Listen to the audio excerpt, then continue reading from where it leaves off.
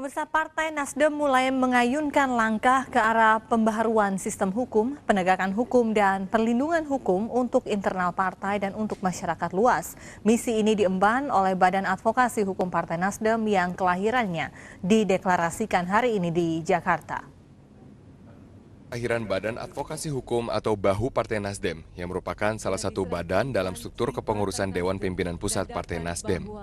Kelahiran BAHU Partai Nasdem merupakan reaksi atas adanya sejumlah fakta dalam kehidupan berbangsa dan bernegara yang tidak sejalan dengan cita-cita kemerdekaan bangsa Indonesia. Di bidang hukum misalnya, hukum hanya tajam untuk masyarakat awam. Negara yang semakin lemah dalam penegakan hukum, pisau hukum hanya tajam untuk mengganjar warga negara yang lemah. Pisau hukum menjadi tumpul ketika berhadapan dengan warga negara yang punya akses kekuasaan.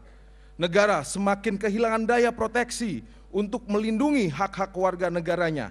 Bahkan negara tidak berdaya menghadapi kelompok yang berusaha mengkhianati prinsip Bhinneka Tunggal Ika. Ibarat rumah, negara ini telah lapuk, pondasi konstitusi kebangsaannya rapuh, dinding hukumnya keropos, atap pemerintahannya bocor oleh korupsi dan penyalahgunaan kekuasaan. Rumah Indonesia harus diselamatkan. Sebagai badan internal Partai Nasdem, BAHU akan memberikan advokasi dan juga bantuan hukum untuk Partai Nasdem dan juga untuk masyarakat luas. Dalam melaksanakan fungsi ini, BAHU tidak mencari keuntungan.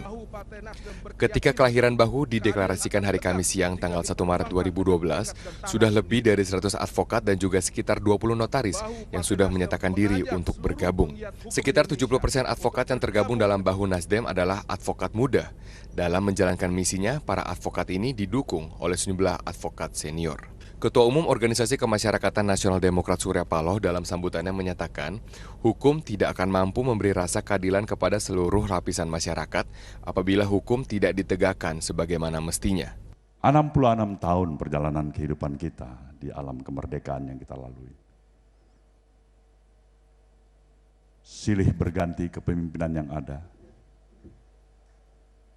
Masa dari masa telah kita lalui dengan berbagai macam peristiwa-peristiwa hukum.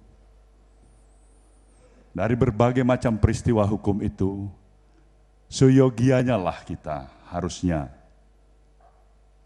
bisa memetik manfaat bahwasanya hukum tidak akan pernah mampu memberikan rasa keadilan dalam perilaku dan kehidupan berbangsa dan bernegara apabila hukum itu sendiri tidak ditegakkan secara murni dan konsekuen.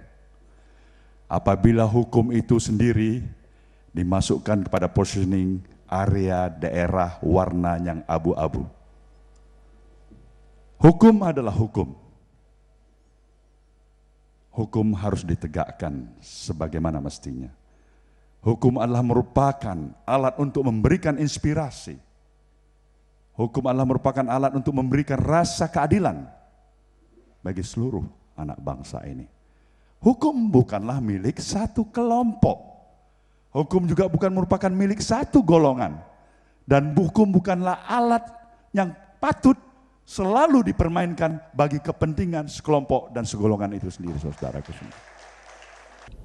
Sebagai bangsa yang telah merdeka selama 66 tahun, Indonesia mestinya berani maju dengan menyatakan diri sebagai bangsa yang mempelopori penegakan hukum. Tapi kenyataannya Indonesia belum mampu memerankan posisi ini. Harusnya kita sudah berani menyatakan, inilah kami bangsa Indonesia. Sebagai bangsa yang mempeloporin suatu kemajuan hukum untuk tetap membangun peradaban bangsa-bangsa yang ada di dunia ini. Ini yang seharusnya kita miliki. Tetapi, kenapa kita belum memiliki ini? Karena hukum belum ditegakkan sepenuhnya secara murni dan konsekuen. Kalau kita berbalik melihat keadaan kehidupan realita keseharian kita di tengah-tengah interaksi kehidupan masyarakat, berbangsa dan bernegara, memang fenomena penyelewengan hukum itu sudah merupakan fakta yang terjadi dalam keseharian kita. Inilah yang menyebabkan proses demoralisasi kehidupan masyarakat kita. Dari waktu ke waktu semakin lebih menungkik lagi ke bawah.